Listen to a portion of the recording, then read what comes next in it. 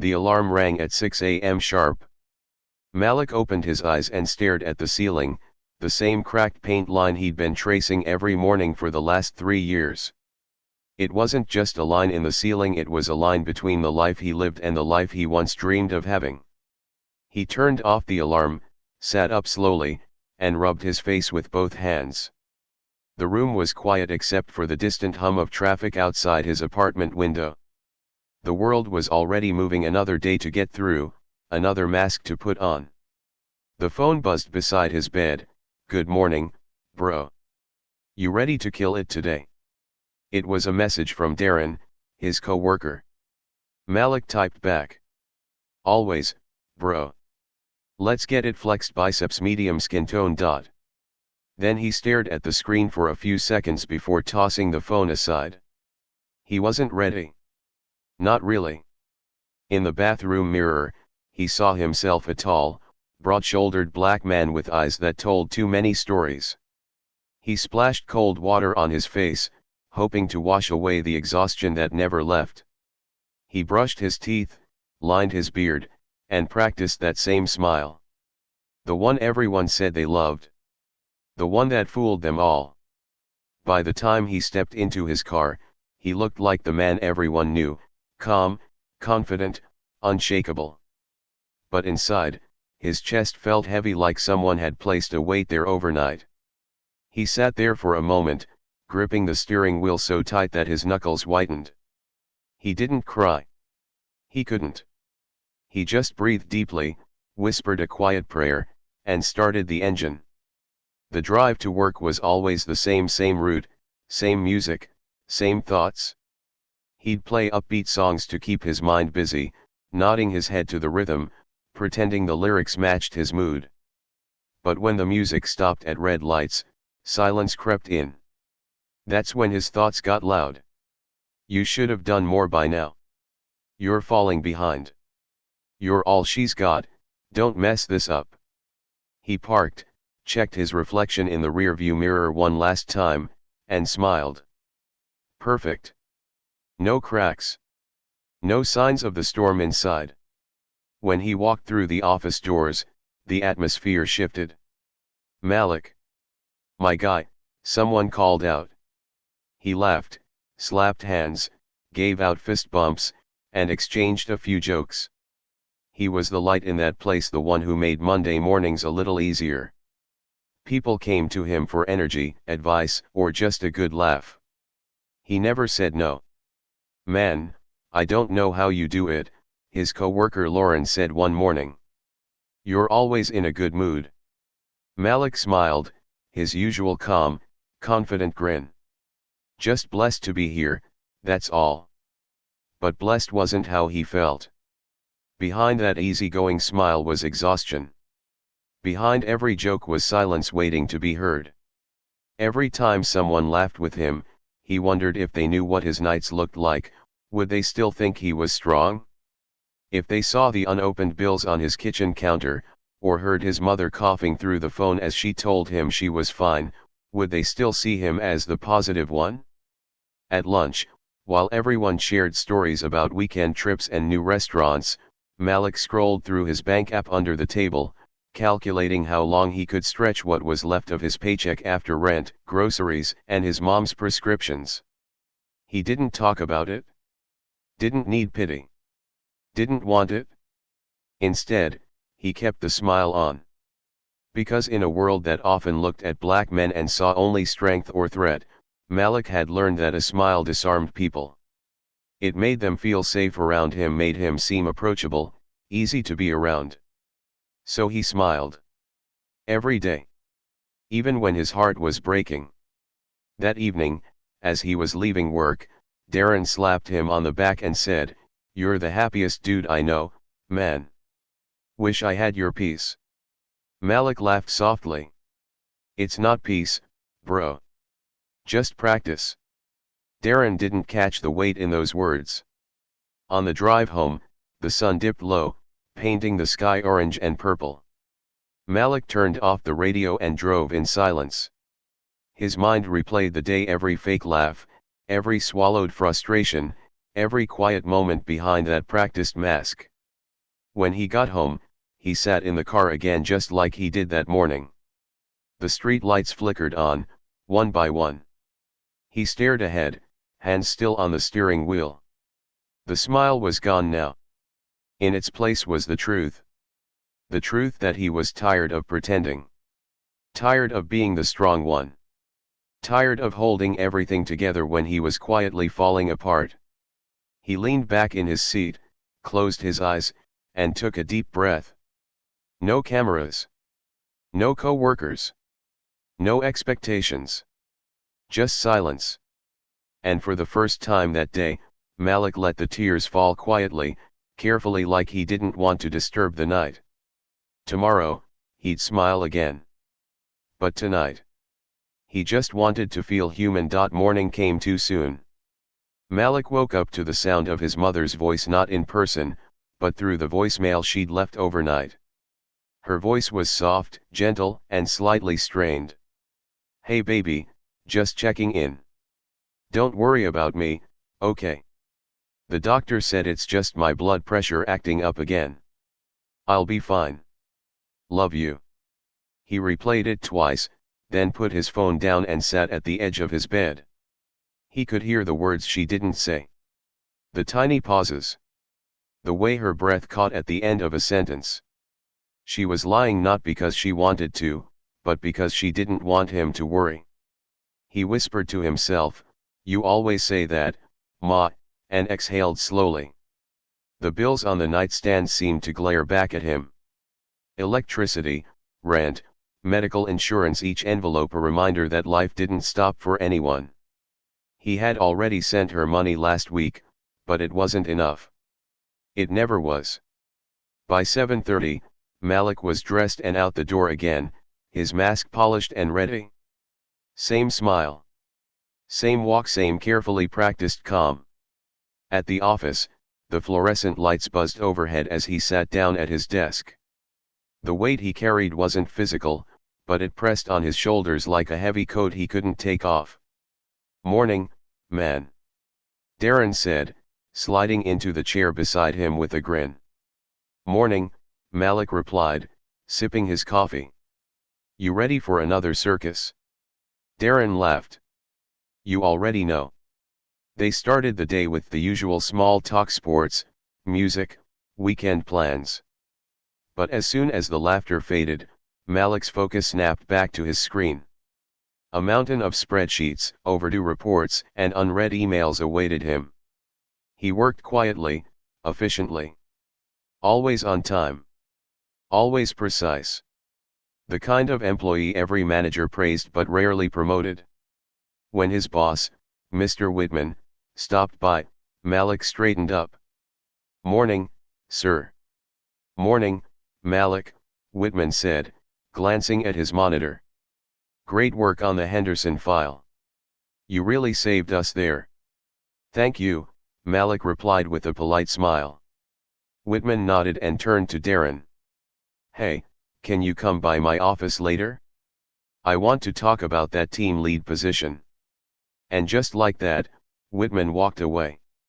Malik froze for a second. The air in his chest tightened, but he said nothing. He just nodded slightly and looked back at his screen. He had been covering extra shifts, cleaning up projects others had dropped, mentoring new hires, quietly doing the work of two people without complaint. And yet, recognition always seemed to stop just short of his name. It wasn't new. He had learned long ago that sometimes, his effort wasn't the issue, it was his visibility. He'd once told his mentor, "I can't tell if they don't see me, or if they just choose not to." At lunch, Malik sat alone in the break room, scrolling through his messages. There were 3 unread notifications from debt collectors, one from his landlord, and one from his mother asking if he could help pay for a new medication. He stared at the phone for a long moment, then opened his banking app. Balance, $267.43. He closed the app. His chest tightened again. He couldn't even remember the last time he'd done something for himself: a night out, a small treat, a moment of ease. Every dollar went somewhere else. Every dream went on hold. But when Lauren walked in and said, "Hey Malik, how are you?" he smiled. "I'm good, just tired." She nodded sympathetically. "You? Tired? Nah, you're the strongest person here." He chuckled. "Strong? I don't know about that." But she'd already walked out, comforted by the illusion he'd built for everyone including himself. That evening, as he left the office, the world outside looked gray. The clouds hung low, heavy like his thoughts. He walked to his car slowly, feeling the fatigue deep in his bones, not from the workday, but from the pretending. When he sat behind the wheel, he didn't start the car right away. His hands rested on the steering wheel, motionless. He thought about his mother, about the empty promises of next month will be better, about the endless cycle of doing everything right and still feeling like he was one step behind. In the rearview mirror, he saw his own eyes. They looked older than they should. Behind them was a man doing everything he could, holding up his family, his image, his sanity, yet feeling like he was slowly disappearing under the weight. A raindrop hit the windshield. Then another. Within minutes, the storm broke open. Malik leaned back, listening to the rain. For a moment, he let it drown out the noise in his head. He thought of calling someone, maybe his friend Jalen, maybe his mother, but what would he say? "I'm not okay?" No. That wasn't something he knew how to say. Not yet. So he sat there until the rain softened, his phone buzzing beside him, another overdue notice lighting up the screen. He silenced it and whispered, almost to himself, "I just need one break. Just one." Then, as he drove off into the night, the city lights blurred against the wet glass, painting his reflection in streaks of gold and gray. And even in that lonely, rain-soaked car, his face softened into a familiar shape, the one the world recognized. That same smile. The one that hid everything. The days blurred together after that: work, home, sleep, repeat. Malik moved through the motions like a man underwater. Everything felt slower, heavier, quieter. He still smiled. Still said, "I'm good." Still laughed when someone cracked a joke. But the laughter didn't reach his eyes anymore. Even the music he once loved, the soft hum of soul records that filled his apartment on weekends, sounded hollow now. He'd turn them on, then turn them off again, unable to connect with the rhythm. Silence had become his only companion. One Friday evening, after another long week, Malik walked into his apartment and dropped his keys on the counter. The sound echoed in the small space. He glanced around. The sink was full of unwashed dishes. The couch was piled with unopened mail. His mother's latest hospital bill sat on top, marked in red, "Final notice." He sank into the couch, elbows on his knees, staring at that envelope. His jaw tightened. He whispered, "Final notice, that's all life feels like lately." For a while, he just sat there, listening to the faint buzz of the refrigerator. The kind of silence that made you aware of your own heartbeat. He reached for the remote, trying to distract himself, but the TV only filled the room with noise, smiling faces, fake laughter, bright colors that didn't belong in his world tonight. He muted it and looked instead at the small framed photo on the shelf across from him. It was him at 12 years old, wearing a bright yellow t-shirt, standing beside his mother outside their old house. His smile was wide, pure, unguarded. Back then, life was simpler. His mother worked double shifts to keep food on the table, but she never let him see her struggle. She always said, "We might not have much, baby, but we got love and that's enough." He used to believe that. Now, he wasn't so sure. He picked up the photo, holding it gently. "You had no idea what was coming, huh?" he murmured to the boy in the picture. "You really thought things would get easier?" His throat tightened. He blinked rapidly, trying to stop the sting in his eyes. But it didn't work. The tears came anyway, slow, quiet, and unfamiliar. He hadn't cried in years. Not because he didn't want to, but because somewhere along the line, he learned that men like him weren't supposed to. He pressed his palms against his eyes, letting the memories flood back, the missed birthdays because of work, the nights he skipped dinner so his mom could have her medication, the promotions that never came, the friends who stopped checking in once he stopped smiling back. He felt everything at once. Anger. Sadness. Shame. Mostly shame. He whispered, "You're supposed to be stronger than this, Malik." But the truth was he was strong. He'd been strong for too long. The tears turned into sobs, deep, shaking, uncontrollable. He covered his mouth, muffling the sound. It wasn't the kind of crying that asked for comfort, it was the kind that came from years of holding everything in. When it finally stopped, he sat in silence, breathing heavily, staring at the photo still in his hand. The boy's smile stared back, unbroken, untouched by the world. Malik wiped his face with his sleeve. He looked around the dimly lit room, the peeling paint, the stack of bills, the empty takeout boxes. It hit him then, this wasn't living. This was surviving. He whispered, almost like a confession, "I can't do this alone anymore." It was the first honest thing he'd said out loud in months. Later that night, he stood by his window, looking out at the city lights flickering in the distance. For the first time, they didn't look beautiful. They looked distant, unreachable. He thought about calling his mom, but he didn't want her to hear the pain in his voice. He thought about texting a friend, but he didn't know what to say. "I'm breaking. I'm not okay." It felt too heavy to drop on anyone. So instead, he wrote. He grabbed an old notebook from his drawer and started scribbling, not neat sentences, not structured thoughts, just raw emotion. "Why does it feel like no one sees me? I'm tired of pretending. I want to be free of this weight. I don't want to disappear." By the time he stopped, the page was soaked with ink and small tears where the pen had pressed too hard. But somehow, he felt lighter. Not healed, not fixed, just lighter. He stared at the last thing he'd written. "Tomorrow, I'll try again. But not like this." He closed the notebook and placed it on the nightstand. For the first time in a long while, Malik didn't fall asleep scrolling through his phone or worrying about bills. He just lay there, breathing slowly, letting the quiet fill the space between his heartbeat and the city hum outside. The world didn't know it yet, but something in him had shifted that night. The mask had cracked, and through that crack, something real was finally beginning to breathe. Tomorrow, he'd still have to smile. Still have to show up. But for the first time, Malik knew the smile didn't have to be a lie forever. The morning after that long night felt different.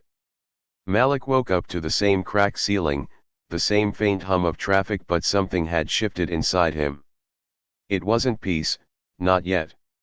More like the faintest sense of permission to stop pretending for a moment, to breathe without armor. He sat up slowly and glanced at the notebook on his nightstand. The ink had bled through the pages in places, the words jagged and messy. But they were real. They belonged to him, not the version everyone knew, but the version he'd hidden even from himself. He whispered softly, "You're still here, man." That alone felt like a victory. At work that morning, nothing on the outside had changed. Same faces, same tasks, same fluorescent hum. But Malik moved a little slower this time, more deliberate. When Darren cracked a joke about Friday grind energy, Malik smiled, but it was smaller, gentler. Not the wide, perfect grin he usually gave. This one was honest, tired, but real. For the first time, he didn't force it. Around noon, while scrolling through his emails, he saw a flyer pinned on the company's intranet. Employee Wellness Program, free counseling available. He hovered his mouse over it for a full minute. His chest tightened, that old voice whispering, "You don't need that." You're fine. But then he thought of last night, the tears, the writing, the quiet relief that followed. Maybe fine wasn't enough anymore. He clicked the link. The following week, Malik found himself sitting in a small, softly lit office. The walls were lined with art that looked like calm muted colors, flowing lines. The therapist, a middle-aged black woman with kind eyes, smiled warmly. "Take your time," she said when he struggled to start. At first, he spoke in circles about work stress, finances, exhaustion. The usual safe topics. But somewhere between his words, she asked gently, "When was the last time someone saw you, Malik? Not what you do. You." He froze. His throat went dry. No one had ever asked him that before. That question cracked something open. Over the next few sessions, the walls he'd built brick by brick, smile by smile, began to loosen. He talked about his mom's health, the constant pressure to hold it all together, the feeling of being invisible despite doing everything right. Sometimes, he cried. Sometimes, he just sat in silence, staring at the floor. But each time, he left the room feeling a little lighter, like pieces of the heavy armor were finally falling away. He started journaling more, not just on the bad days. Small things, the way the morning sun hit his window, a stranger's kind word, the quiet pride of saying no when he was too tired to help someone. One Saturday, he visited his mother. She looked smaller than he remembered, her frame thinner, but her eyes still had that same warmth. "Hey baby," she said, hugging him tight. "You look tired." He smiled softly. "I'm working on that." She laughed. "You always do too much. You get that from me." Later that evening, they sat on the porch together, watching the sun dip below the rooftops. She looked at him and said quietly, "You know, Malik, it's okay to rest. You don't have to be strong all the time." He didn't answer right away. He just nodded, feeling those words settle deep inside him like medicine he didn't know he needed. Weeks passed.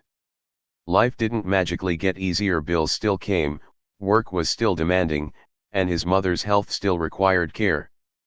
But Malik had learned something new: he didn't have to carry everything alone. He started to speak up more at work, not aggressively, just truthfully. When his boss once again overlooked him for a project, Malik requested a meeting. He came prepared, calm but firm, outlining his contributions. Whitman seemed surprised, maybe because Malik had never demanded to be seen before. By the end of that month, Malik was promoted to lead a new team. Not because he smiled through everything, but because he finally stopped pretending. That night, he walked home instead of driving. The city buzzed softly around him, neon lights reflecting off wet pavement, a street musician playing slow jazz near the corner. Malik paused, listening. The music felt like him, sad, hopeful, resilient all at once. He smiled then, not the polished, protective smile everyone knew, but a quiet, genuine one that came from somewhere deep inside. He thought of that 12-year-old boy in the photo, of his mother's laughter, of the tears he'd once been ashamed to cry. He realized that the strength people saw in him wasn't the ability to hide pain, it was the courage to face it. When he reached home, he stood in front of the mirror for a long moment. The reflection looking back wasn't perfect, tired eyes, faint scars of sleepless nights, but it was real. He whispered, "You made it through." And for the first time in years, Malik's smile wasn't armor. It was a reflection of survival, of healing, of choosing himself, of living honestly. The smile finally meant something.